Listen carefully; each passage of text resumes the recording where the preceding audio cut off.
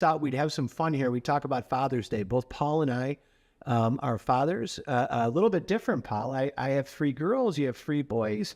My wife and I have not had the privilege of adopting children. You've adopted three, and here we are headed into Father's Day. And I just thought we'd share some fun stories about what it takes to be a dad, give some hope for the young men out there that are intimidated, what it's going to take for you to be a good father. Being the father of three daughters, you have some heavy bills coming up for marriages. Heavy bills coming up, and it's a different way of fighting, Paul, because I was raised with three boys like you're raising, and my dad would buy boxing gloves, literally, and say, go settle it, in the basement, and girls fight completely different. So how are you doing with three adopted boys now? One just graduated high school, I believe. He did, yeah. I just finished this past Saturday, and we have the boxing gloves, we have the heavy bag under the porch, so we send them out there to get their aggression out from time to time. But I think my wife often says raising boys is harder at first and then gets easier as they go along. I don't know, and raising girls is probably easier at first and then gets harder. I don't know if that's true. I was gonna say, without getting listen, you and I can both agree that boys and girls are different, right? God has made us 100%, not 100% different, but very different. But God has just made such a splendid division of who we are when He creates us, either male or female, and just so much good in both of those. And yes, I've found that with my 22-year-old adult daughter and my 19-year-old who started her first business, that it's a different package of things. When I was 22, I didn't want to talk to my mom or dad. I wanted them to believe I had everything figured out. But with the girls, they'll still talk to me and they'll still want advice and stuff. Yeah. We've discovered that kids love to talk. I'm a morning person. And so I'll talk all morning long, but our kids like to sleep now. But they love to talk at night, late at night. And it's hard for me, but my wife, fortunately, is a night person. So she stays up and talks to them, and I can sometimes bail on that. So you worked with Doc Dobson for 10 years before he retired from Focus.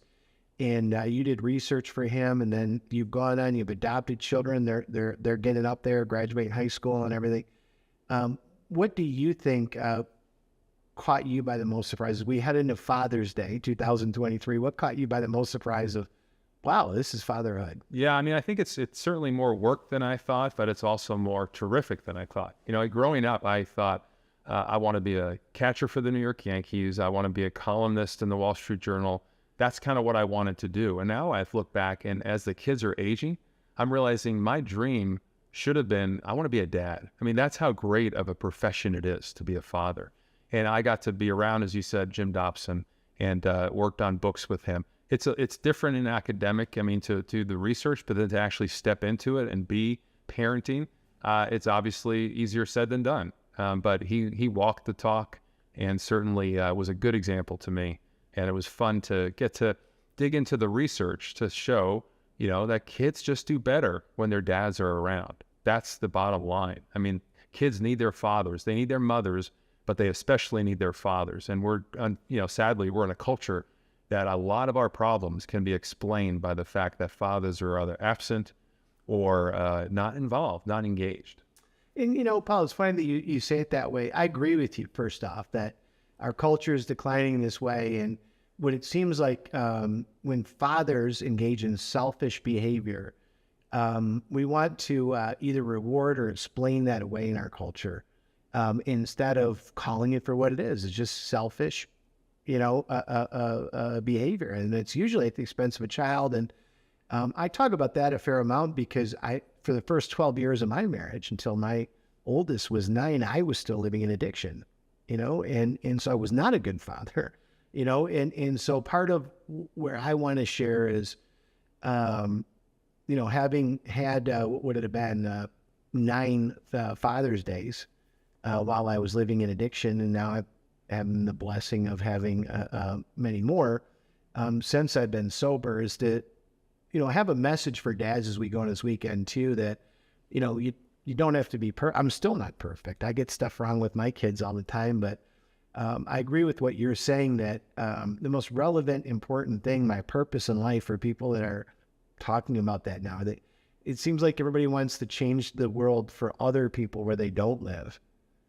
with the hardest thing is actually being a father of the children that you had, living with the woman that you had them with as one flesh, and raising a child. And it's the most rewarding. It's really where you can find true north. And so I'm celebrating going into this weekend too. And I just love that you pointed that out. That's the purpose. It is. And the challenge, of course, is to, there's the old line that kids want your presence, not the presence that you might give them. They just want you to be around. And that will require you to not do other things, whether it's go play golf or, pursue your own friends. I was just talking with John Fuller, who's the co-host of our program to Focus on the Family.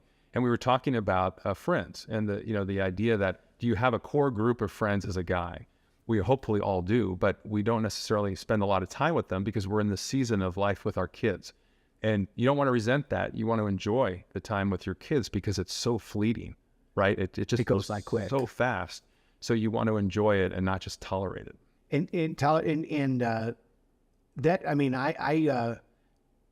I drove to Cincinnati on this Sunday, to watch 3/4 of my daughter's soccer game, and flew out of Cincinnati to come to Colorado Springs rather than Detroit. Yeah. Just so I could watch 3/4 of the game. And that would not have made sense to me before I was a parent.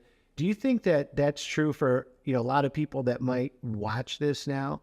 And for the grandparents that are watching this, that they're or prospective grandparents with people of a certain age like me, that have 20-something kids that are about to be married.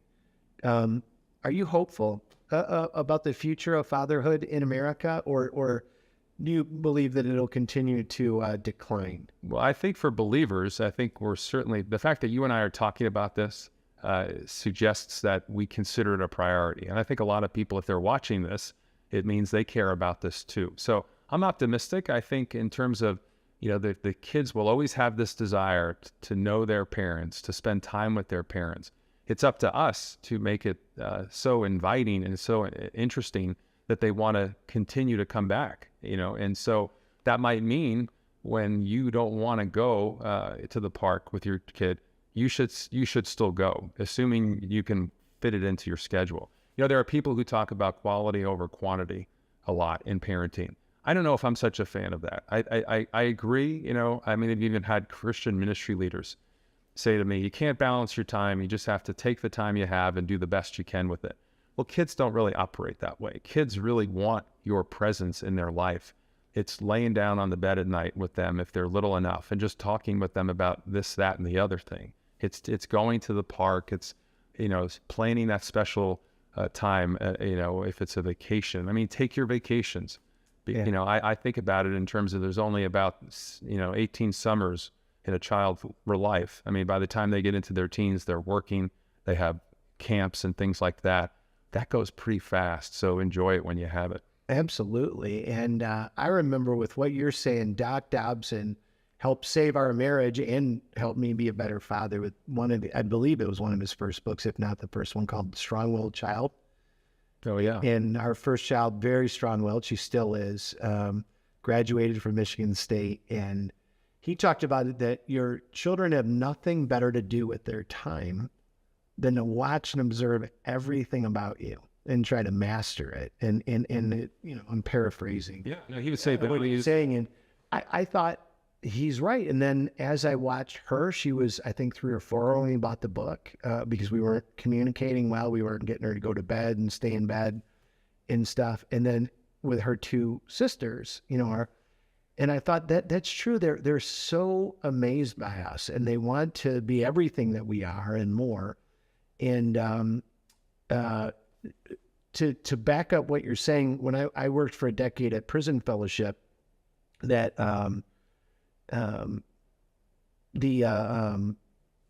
we'd go in and talk to men that were in prison and women, and the effect that their fathers had on them was so profound, because so many men would say, the first time anybody told me they loved me was in a men's Christian group in prison.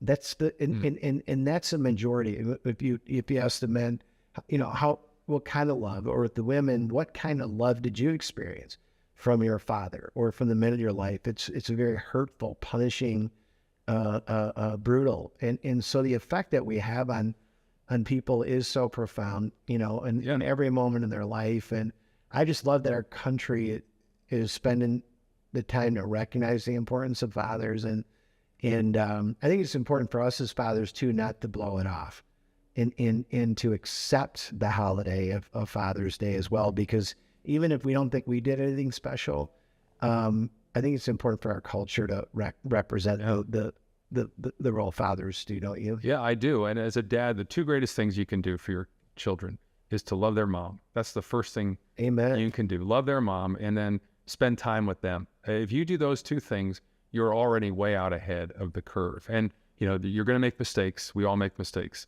But those two things will get you further, and hopefully make it so that when Father's Day comes around, it's a fun time of celebration and not an awkward, let's just get through this day and make it work.